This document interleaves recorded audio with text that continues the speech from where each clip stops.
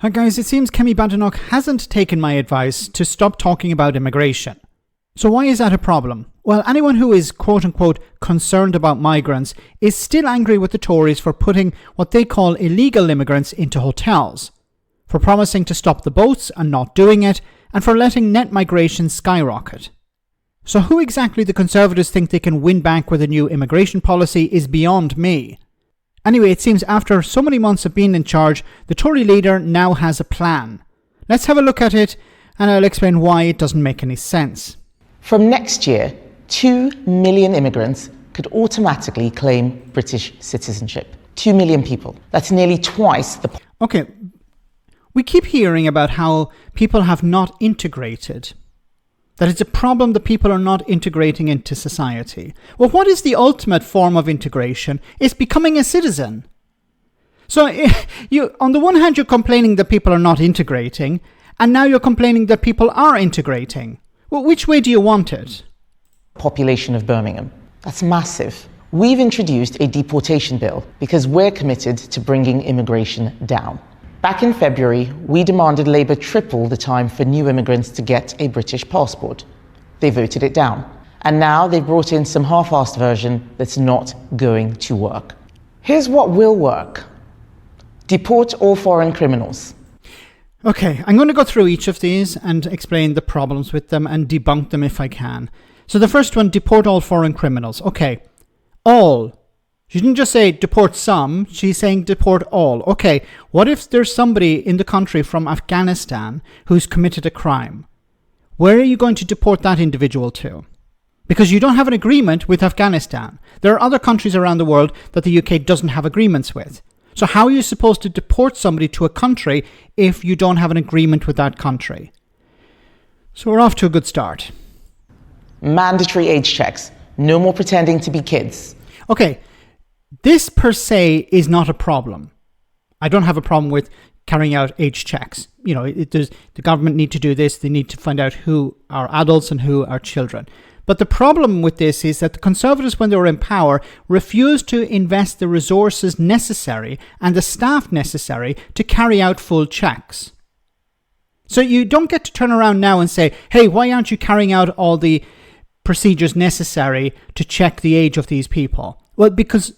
Well, we don't have the staff. Why don't we have the staff? Well, because the Conservatives, when they were in charge, refused to invest the resources necessary for the operation of the Home Office. Tougher visa rules and salary thresholds. Okay, so you want to make it more difficult to fill massive shortages in the economy. This is a criticism directed at the Labour Party as well. If you're increasing the threshold and you're making it more difficult for people to get a visa, then it's going to result in fewer people coming in to do jobs that are necessary, but it's also going to encourage people to come in via irregular routes.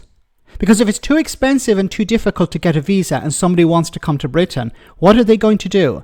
They're going to come across on a dinghy. So making it more difficult to apply by the regular route will encourage more people to rely on the irregular route. Wonderful. Disapply the Human Rights Act to immigration cases. No more... Okay, you can't do that.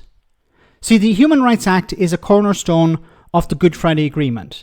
Now, the Tories are trying to get around this by saying, well, we'll just disapply it on immigration cases. But what if somebody is in Northern Ireland and their immigration case is being affected by the government? If their human rights are not being upheld?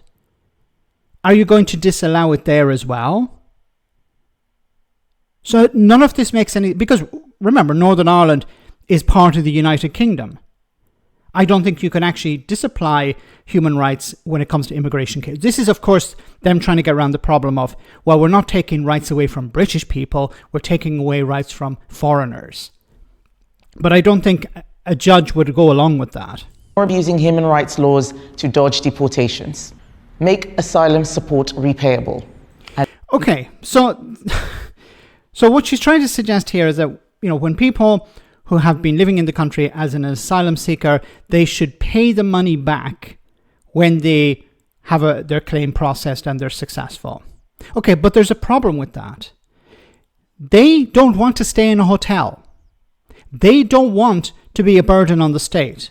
So if the case takes years to process, in many cases it can take years, who is responsible there? Is it the person who's legitimately done their side of the bargain, they put in an asylum claim?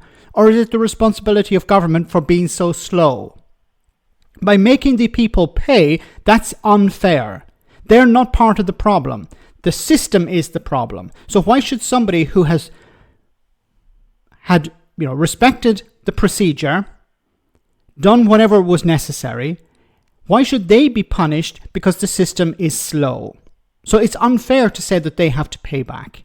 But also, asylum seekers are not allowed to work. So instead of actually forcing people to pay after, wouldn't it make more sense to allow them to work in the first place? So then they wouldn't be a burden on the state. But the Tories don't want to go down that road because, well, if you allow people to work, then you're seen as a soft touch. And we're giving jobs to foreigners and not providing these jobs to British people. Of course, many of these jobs are being done eventually by foreigners. So it makes sense to allow asylum seekers to work. While their case is being processed, if they are unsuccessful, they eventually get deported. They lose their job and they get deported. So none of these things make a lot of sense. The Tories have nothing really new to offer, and it's a vain attempt to steal support away from maybe Labour, but of course from Nigel Farage. And this isn't going to work.